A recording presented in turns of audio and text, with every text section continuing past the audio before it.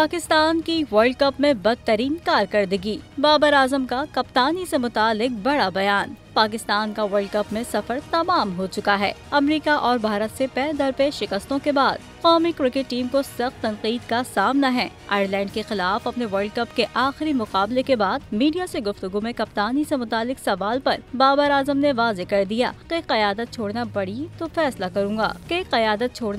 फैसला करूंगा, लेकिन जो भी करूंगा सबके सामने करूंगा, डर कर नहीं करूंगा। उन्होंने कहा कि पहले मुझे लगा तो क़यादत छोड़ दी थी, फिर बोर्ड ने कहा इसलिए कप्तानी कबूल की। अब बोर्ड कहेगा तो दोबारा कप्तानी छोड़ दूंगा। अपनी कप्तानी से मुतालिक सवाल का जवाब देते हुए बाबर आजम ने तस्लीम किया कि वर्ल्ड कप में तवक्कुआत पर पूरा नहीं उतरे। मैं टीम का लीडर था, टीम की नाकाम और खराब परफॉर्मेंस को तस्लीम करता हूँ। आगाह किया कि बोर्ड के चेयरमैन मोहसिन नकवी से मुलाकात करूंगा। चेयरमैन को लगता है कि टीम में सर्जरी की जरूरत है तो उनसे बात करेंगे।